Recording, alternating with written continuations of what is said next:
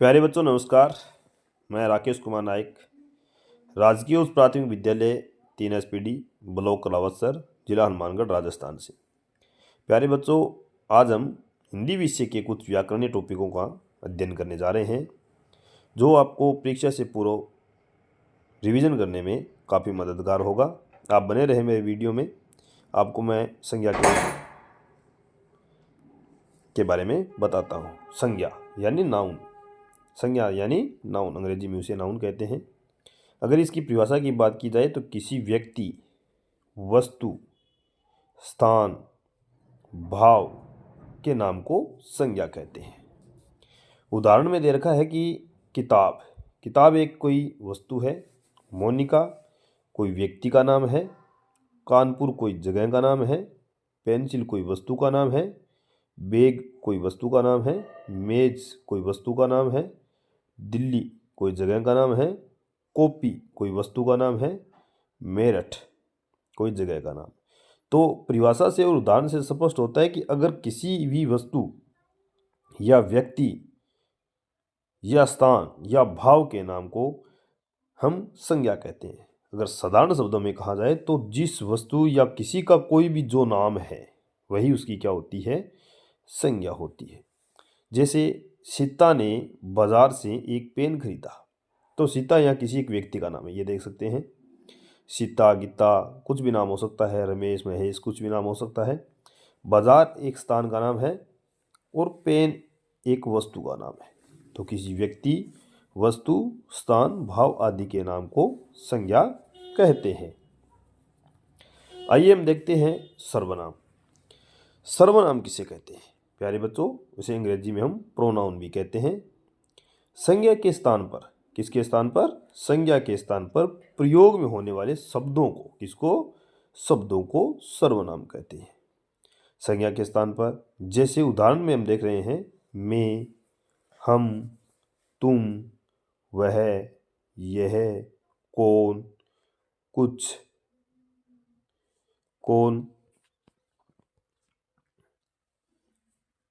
कौन के बाद कुछ, क्या, मैंने, मुझे, हमारा, तुम्हारा आदि, ये सारे के सारे क्या है? सर्वनाम है, जो संज्ञा शब्दों के स्थान पर उपयुक्त किए जाते हैं।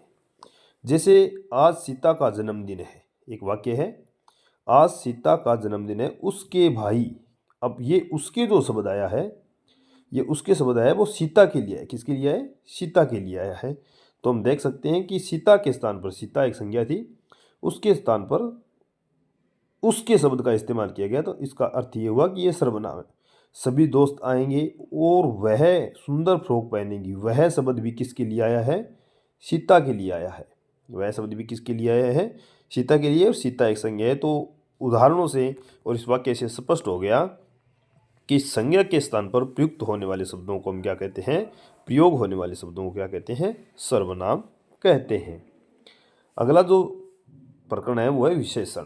प्यारे बच्चों, मैं आपको परीक्षा से पूर्व तैयारी में इनका पुनः अभ्यास करा रहा हूँ, इसलिए आप इसको देख सकते हैं। विशेषण, इसे एडजेक्टिव भी कहते हैं अंग्रेजी भाषा में। जो शब्द संज्ञा या सर्वनाम की विशेषता बताते हैं। विशेषण किसे कहते हैं? वे शब्द जो संज्ञा या सर्वनाम की विशेषता बताते हैं, उन्हें विशेषण कहते हैं।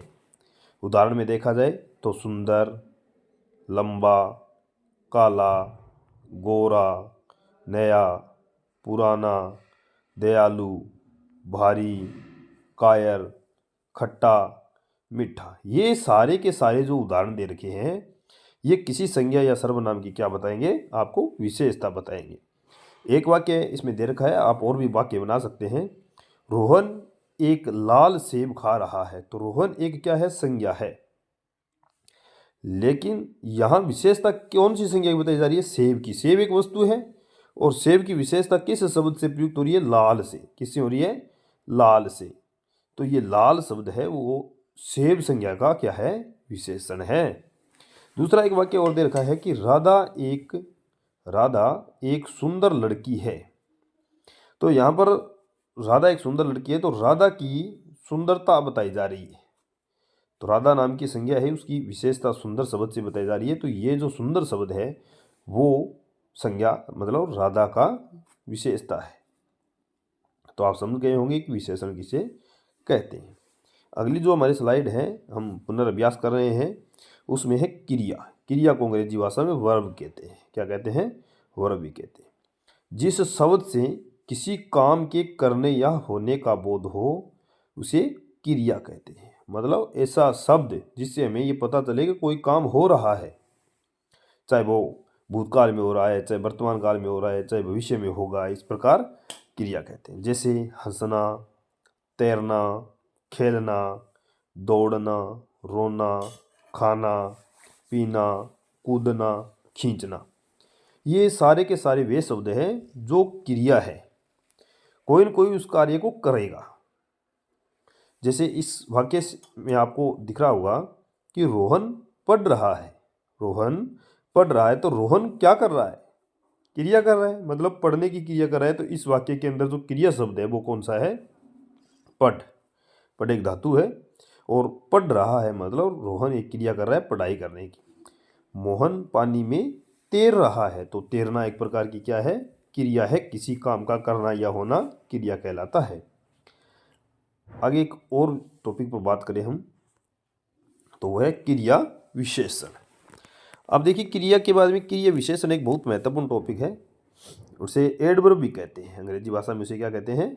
एडवर्ब भी कहते हैं। वह शब्द जो हमें क्रियाओं की विशेषता का बोध कराते हैं वे शब्द क्रिया विशेषण कहलाते हैं। वे शब्द जो क्रियाओं की विशेषता बताते हैं वो शब्द क्या कहलाते हैं? क्रिया विशेषण कहलाते हैं।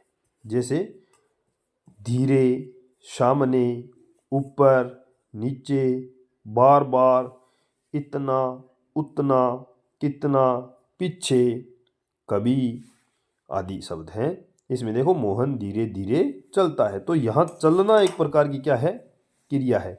और उसकी विशेषता कौन बता रहा है? धीरे धीरे। क्या बता रहा है? धीरे धीरे शब्द है जो इसकी विशेषता बता रहे हैं। तो धीरे धीरे है वो क्या हो गया भाई? क्रिया विशेषण हो गया। क्या हो गया भाई? क्रिया विशेषण हो गया। अब देखो बच्चे ऊपर खेलते हैं, तो खेलना एक प्रकार की क्या है भाई? क्रिया है। और ऊपर खेलते हैं तो ये शब्द इसका क्या हो गया भाई? क्रिया विशेषण हो गया। आप समझ रहे होंगे कि क्रिया विशेषण किसे कहते हैं। इसके बाद एक हमारा और महत्वपूर्ण टॉपिक है पूर्व सर्ग। उसे हम प्रीपोजिशन भी कहते हैं। क्या कहते हैं? प्रीपोजिशन भी कहते हैं। वे शब्द जो किसी संज्ञा या सर्वनाम और वाक्य के दूसरे भाग के बीच में संबंध दर्शाते हैं उसे पूर्व सर्ग कहते हैं। किसके बीच में? संज्ञा या सर्वनाम या वाक्य के दूसरे भाग के बीच में संबंध दर्शाते हैं उसे हम पूर्व सर्ग या संबंध सूचक अव्यय भी कहते हैं। अव्यय ये खर्च नहीं होते हैं, ये जहाँ आएंगे वहाँ आएंगे ही। इसके क्रिया या समय काल बदलने से इसमें फर्क नहीं पड़ता है। अब देखिए उदाहरण है अंदर, बाहर, ऊपर, नीचे, सामने, पीछे, पर, बीच में, के आदि शब्द, के सामने आदि शब्द है। जैसे बिल्ली बक्से के अंदर है। बिल्ली बक्से के अंदर है। अब ये जो शब्द है वो क्या है? पूर्व सर्ग है। क्या है? पूर्व सर्ग है। अगला है पेड़ घर के पीछे है। ये पीछे शब्द है वो भी क्या है? पूर्व सर्ग है। प्यारे बच्चों, ये विषय आपको आपकी पूर्व तैयारी में मदद करेगा। आशा करता हूँ ये वीडियो आपको पसंद आया होगा। जय हिंद, जय भारत।